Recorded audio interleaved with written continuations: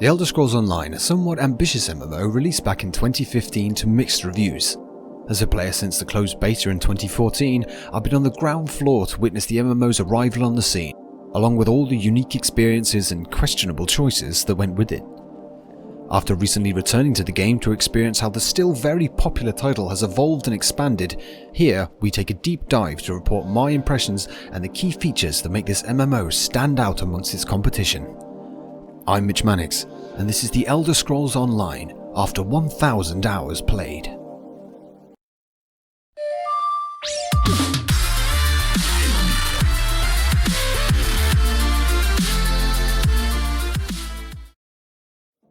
This video will be split into 6 parts, covering leveling, crafting and professions, PvP, raiding and dungeons, aesthetic and housing, and monetization. Timestamps will be in the description. As with my recent look into Final Fantasy XIV, this video won't have any particular bias. I will not be blindly throwing praise in an attempt to get you to play the game, nor will I be attempting to needlessly slam the game, simply the facts and my thoughts. Leveling. When leveling your first character in ESO, you will be presented with a wide array of options and activities to experience on your way to the game's first soft cap of player level 50. Additional experience is earned following this and grants you CP or champion points with its own buffs and passives associated for further progression. Leveling content includes a main storyline for the base game and 4 expansions, as well as additional DLC such as the Dark Brotherhood or Thieves Guild, PvP activities in the form of a large-scale battleground taking place in Cyrodiil, and instance team-based 4-player matches.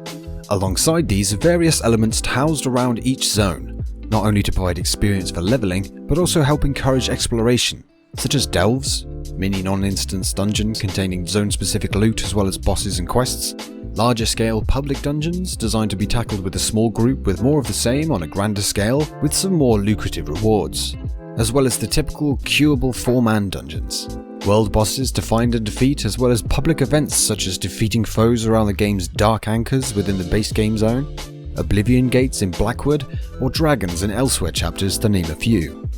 This experience for me is one of the areas where ESO really shines, as when jumping into the game the player can truly roam around and explore the land at their leisure to obtain levels and loot while working through the main storyline progression if and when desired. This makes the MMO one of the best for starting with a friend to adventure together, as so much of the content available is enjoyable alongside them. On the subject of playing together, ESO initially started life sectioning off zones to particular level ranges akin to most other MMOs on the market, but in 2016 released the Tamriel update.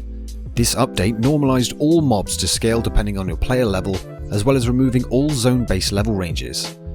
This update also removed restrictions stopping players from alternative alliances from grouping up for PvE content. This was a bold move by developer ZeniMax, and for the most part was a step in the right direction, greatly increasing player population in zones and allowing a more overall freedom for its player base, allowing low and high levels to enjoy content together. However, the Tamriel system did come with some caveats in its desire to include everyone. Mobs not having any levels but instead scaling based on your current level makes it very hard to feel like you're growing in power as you level through the game. Gained a new level and a cool looking new set item from that last dungeon? Very nice, but you will more than likely find it near impossible to notice a real difference in your damage output, as everything you attack will always be brought right up in line with you whenever you increase in level. Once you reach the higher levels of 40 and 50, you could be forgiven for feeling like the same starter zone newbie, just with a fancy hat and slightly more gold. I do miss the ability to test myself on slightly higher level mobs to see if I can overcome the odds, and I'll be covering more on the Tamriel system a little later in the video, as there are a few other sacrifices to this system to cover. Leveling your first character in ESO for the most part is a great experience. All the quest dialogue is voiced, and although not every questline is a banger, there's loads of great content here for newcomers. For those wanting Skyrim co-op, this isn't it, but it does champion that feeling of wandering off into the wilderness to see what adventures lie ahead, a great experience for an MMO. Crafting and professions. Crafting and professions in ESO does a lot of things well, but nothing particularly outstanding. All of the typical systems are in place with 8 professions covering blacksmithing, alchemy, jewel crafting, and enchanting to name a few, with gathering skills baked into the associated profession rather than being a separate skill line. In a rather odd move, gathering nodes are also normalized to the level in the profession skill line, so a mining node will contain the same handful of items at one level regardless of the zone it's found in, removing some of the zone identity a tad. Players can craft items as well as gear sets and furnishing items, partake in writs that are quick dailies requiring a crafted number of items for each profession, and even master writs, which are rare drops from the former, asking for more intricate items for certain sets and traits to hand in for vouchers. These can be spent at special vendors for some very lucrative crafting recipes and furnishing items. In order to craft an item with that particular trait, the trait will first need to be researched by breaking down an item already sporting it. This research stacks in the time required as you learn more for a particular piece, starting at a few hours all the way up to requiring 30 days of real time to finish, even with the profession's passive abilities reducing their requirements somewhat. This gives the player something to keep them ticking over, but I also can't help feeling like this is somewhat lazy time gating to pad out the time taken to become that master crafter. What ESO does well here is the sheer number of recipes, blueprints and other collectible items unlocking crafting item creation. The game has a massive amount of creatable items, leading to playing the market for profit, a deep and satisfyingly complex experience, but also leading to easy access for whatever the player needs during their adventuring. Collectible style pages are used to unlock the ability to craft items with a certain look, and this makes sense and works well for the crafting, but since it also unlocks the ability to give your gear the same appearance, I can't help feeling like a bit of an imposter walking the lands in an armor sets with the look of gear that I've not seen nor obtained. Overall, the crafting in ESO is good, but not great. It won't leave you blown away, but does what it needs to augment the other activities and player experiences. Raiding and dungeons. ESO's core group content consists of 44 dungeons available in normal and veteran mode at the time of recording, 10 raids, 2 solo and 2 4-man arenas, all aside from the solo following the Holy Trinity format of damage dealers, a healer and a tank, with 4 members for dungeons and up to 12 players taking on the raid content, in ESO named Trials. The combat in the game has no global cooldown, and while this can make for some intense fast-paced engagement, leads for players wanting to min-max damage needing to learn the art of animation cancelling or light attack weaving, something that clearly wasn't intended during development, as when done correctly leads your character flailing their arms around wildly like a granny on a sugar rush trying to hail down a taxi. The dungeons in ESO are great fun for the most part, without being particularly challenging on the normal difficulty. I had noticed that there's a noticeable evolution of quality from the dungeons on offer, as the more recent dungeons do have a feeling of higher quality with a grander scale alongside some more detailed and interesting mechanics. Most players will blast through the dungeons on normal mode with little complications during their leveling progress, as each is unlocked after reaching a specified level requirement. Replayability is added in the way of dungeon-specific sets, as well as the in-game Undaunted faction, with its own skill line as well as special rewards for completing regular dungeon content. Dungeons as well as most instance content is available in the veteran difficulty mode, as well as hard mode for increased challenges. A lot of the same can be said for the raiding on the most part, as on the standard difficulty they can be completed without any real need for communication or coordination for the most part.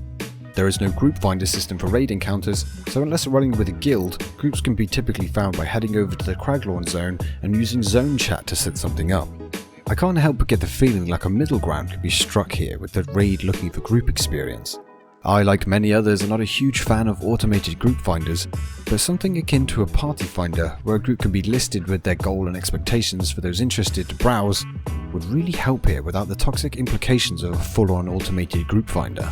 Both raids and dungeons in ESO have 2 difficulty levels, normal and veteran, with the latter offering the most challenging PvE content in the game, as well as with it exposing an issue with the previously mentioned one Tamriel system. Simply put, due to the normalization and scaling of mobs with no mind of creating more of a challenge to the player while leveling, leads to the player never really being tested and encouraged to get better at the game or combat in general. In MMOs where level ranges are used, more often than not, players become more skillful at their chosen class as a byproduct of unlocking new skills and obtaining new gear and putting them to use overcoming more challenging enemies. I've seen it hundreds of times, where I have signed up for a pug group or even a guild run, and veteran difficulty smashes most players in the face with its increase in difficulty. leading to a lot of angry party chat and players leaving the raid after constant failed attempts. What I think is a little unfair is that the elitist CP2300 player screaming at the groups for failing doesn't quite understand that it's not really the player's fault they're so ineffective. ESO does not really expect a lot from them, all the way up to the veteran content, when it wants everything. Guilds are the best bet for truly wanting to take on this content, but are still not free from this issue, as guilds or groups I have seen still struggle. I feel like some content here to bridge the gap would work wonders. A zone only access once you hit a certain champion point requirement with more challenging content to ease players into greater challenges goes against the spirit embodied by the one Tamriel system, but could really ease the gulf in the endgame. Something I found quite surprising is that rewards for those that actually complete the veteran raid content falls flat when compared to the skill and dedication required to obtain them, with minor stat increases on dropped gear. There are some rewards that can be obtained that are quite coveted, mostly achievements, skins and titles. Check out my video on titles to impress for more on that one. One thing to bear in mind here is that the issues I've outlined with the veteran content will only really impact the type of player who plays the best that type of content, to feel accomplished through the most challenging of trials, and from my experience in ESO, that player base is a lot smaller than most other MMOs. And to be frank, ZeniMax don't seem to do a lot with them in mind, which is not a surprise if the player base looking for it are in the minority. And with only the one raid per expansion and couple of dungeons available in veteran hard mode, that's not likely to change. PvP. PvP. Oh, the highs and lows of PvP in ESO. Player versus player is split in two ways. The large-scale continuous warfront of Cyrodiil, which from my research is between 150 and 200 players per the game's 3 factions, and instanced battleground groups of 3 teams of 4 players.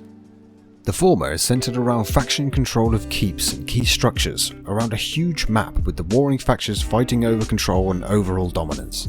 Gameplay can consist of small and large-scale all-out fights, as well as siege mechanics with trebuchets and ballistas in play, to name a couple, used to break down walls and doors of your enemy's territory. Cyrodiil can provide some great moments, with full-scale assaults and counter-attacks. Sieging the enemy keep just to see a small army of the third faction turn up and mix things up gives way to some great, highly enjoyable moments. Joining a group to get involved takes a bit of time, and your enjoyment can quickly be soured by a group leader who's acting like a total tit, but with multiplayer engagements like this, it's bound to happen now and again. On the flip side, after a while I've come to realise that most players don't really take Cyrodiil PvP too seriously, and it was when I saw one player running circles around 10 enemies single-handedly that I start to see partially why. The balancing in ESO is a little bonkers. There exists a term in the community of creating a 1 versus X build, which is essentially a build that can take out small armies of enemy players single-handedly. Now, I completely agree that skilled players with well thought out builds should be able to take on multiple enemies and overcome them due to their superior skill and performance, but having 10 to 20 enemy players wailing on someone while they just stand there and laugh just feels a bit out of place for me. One thing to mention here is the performance has been notoriously poor in this game mode, and continues to be so. It has improved, but not by a huge margin. ZeniMax have been reported to say that it is something they are keenly looking into. Overall, for the most part, I do enjoy my time in Cyrodiil. The constant changing landscape keeps things interesting, and there's enough here to keep me dipping back in time and time again. The other PvP offering in ESO comes in the form of battlegrounds, instanced 4v4v4 matches in a variety of game modes. These can also be very entertaining, with some of the balancing issues bleeding over to this mode, but in my experience not as much. Since the mode is also included in the few tasks that provide daily XP bonuses, I have seen a fair few times players just joining and AFKing in an attempt to snag some free experience, which is an annoyance in a competitive game mode. There is no queuing allowed for pre-made groups in Battlegrounds, an interesting choice, I'm sure made to make sure that there's not roaming groups of pre-mades dominating matches, but would not making separate matchmaking for them not be an option? Another issue I see on the forums that I feel could be addressed without much effort from the part of the devs. Battlegrounds are also good fun, but again, as with Cyrodiil, don't come in expecting esports level of balancing or participants. The PvP in ESO is fast paced and rough around the edges, but I'd be lying if I said that I hadn't had a blast jumping into it. Player housing. Quite simply, ESO's player housing system stands out by a considerable distance over offerings in other titles. There are reasons why there are whole communities, guilds, YouTubers and streamers that solely focus on the player housing content in this game. Housing ranges from a room in a pub to full estate homes with more out there offerings such as tombs and hellscapes on show.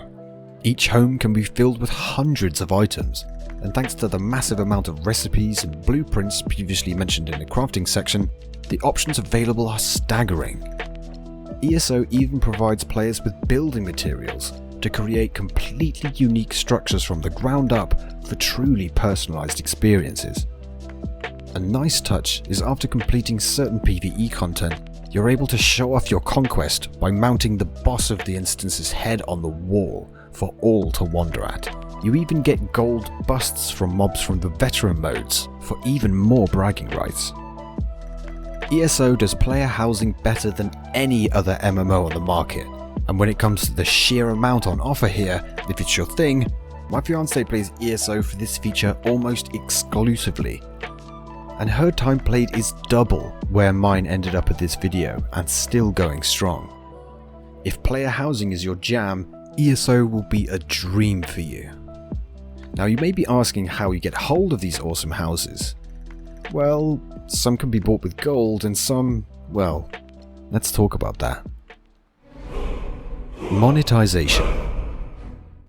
I've not been looking forward to covering this element of ESO, as quite frankly, it makes me a bit sad. The game has an in-game store named the Crown Store, and within you can find some but not limited to the following: hairstyles, armor sets, XP boost tokens, craft research skip tokens, loot boxes, non-combat pets, DLC chapters, skill line skips, as well as almost the entirety of the game's mounts. And take it from me, that's only scratching the surface. If World of Warcraft's cash shop is a shop, ESO's is an entire mall complex with an indoor restaurant and a fucking helipad. The inclusion of mounts in particular breaks my heart, as working towards and beating a challenging piece of content for a mount is a constant reminder of your achievement for me, and chronicles my adventures in MMOs. I don't even ask someone I see if they're riding a mount that I think looks cool, as I'll already know where they unlocked it, with their wallet. There are over 100 mounts in the game, and 95% of them are on the Crown Store. DLC such as the Love Dark Brotherhood faction is paywalled behind the Crown Store, along with the Thieves Guild to name a couple. But wait, you can sign up for the monthly subscription to get that DLC as long as you're subbed. Cool. So why do we need all the mounts behind the paywall again? This comes in the form of a sub named ESO Plus. With it you'll get a small amount of crowns each month, a flat XP gain increase, access to the paywall DLC, as well as I consider the most insidious element, the crafting bag. Ever see a business strategy of creating a problem for your customers and then selling the solution? Well, the crafting bag is exactly that. Professions in this game require hundreds and hundreds of materials, and without the bottomless craft bag obtained by ESO Plus, you'll need to spend hours continuously managing the overflowing amount of crafting materials and reagents across multiple characters, as these items will have to be stored in the player's inventory, or your bank, which is only half the size unless you have, you guessed it, ESO Plus. The horrible feeling I get from playing ESO is that if ZeniMax can find a way of charging real money for something, they will. And remember, this is not a free game. Yes, the sub on paper is optional, but you are still asked to purchase the base game and all the expansions. It's not uncommon at all to see players paying for the game, all of its expansions, again for the sub, and then again to get a reasonable looking mount, via buying it outright or using the loot boxes. The monetization for me is really disappointing. There is so much that ZeniMax gets right here, and I can't help feeling that not only does such heavy monetization bring the experience down, but also gives me the impression that the devs are far more focused on engineering ways to get money out of the player than creating quality content. It's not a game breaker, but I'm surprised there isn't more discussion around the heavy monetization here. Recently they have added currency for daily activities, which you can use to buy items, which is a step in the right direction, but doing the same dailies with a chance to buy some of the Crown Store items won't exactly make you feel particularly attached to that item, especially if it takes you 11 months of completing these dailies every day to afford the epic mounts. It all feels like a little too little too late for me personally. Conclusion.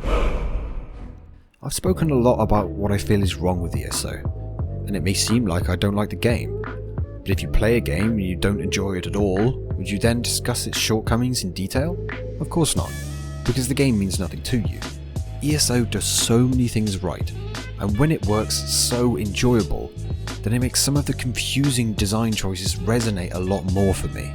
Jumping into the game with a friend or two to go out and explore the world together feels amazing, and zones feel dense and full of life. PvP, while it has its faults, can feel epic and engaging, storming through the enemy gates through arrows and ballista fire. But for every proud stride forward the game takes, it feels like it then takes another step backwards, with its over-monetization, fractured difficulty curve and weak sense of progression. A good example would be the game's expansion content, that with Greymore saw a general decline in quality. With the latest offering Blackwood, I managed to only get a couple of weeks worth of content out of it before I was back to doing the same old grinds for furnishing plans or running BGs just for the fun of it. 2 new zones, 1 new raid, companions in an MMO for some reason, and a handful of dungeons and gear sets that won't replace the ones that have been best in slot for literally years. Each time I boot the game up to check out what's new, my gear is still considered the best I can get. With that and the expansions being so light on content, I just run out of things to do, and fast. The combat in ESO is a Marmite situation, where you love it or you hate it. Personally, I love how fast paced the game can be, to a point. The aesthetic and lore around the game is fantastic, especially when fully voiced during the game's huge amount of quest content. I have spent some amazing times in this game that I can honestly say I will remember for a long time, but I feel that mainly is to do with the people that I did them with, as well as the content being new to me. I will conclude with this. If you're a fan of MMOs and you're not really looking for the super hardcore experience that will constantly challenge you and reward you in kind, then ESO is a great place to be. Exploring the game's world with its lush, dense zones really makes the environments feel alive. And for, I hate to use this term, more casual players, there's a huge amount to get stuck into.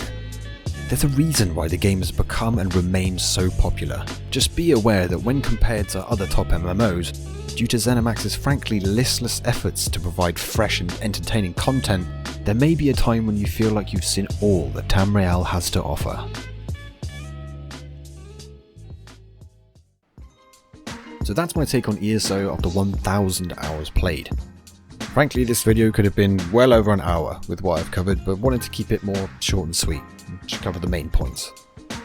This is a game I have truly enjoyed at times. I feel like it could be so much more with the right focus from the devs, including addressing some of the game's glitches that range from infuriating to downright hilarious.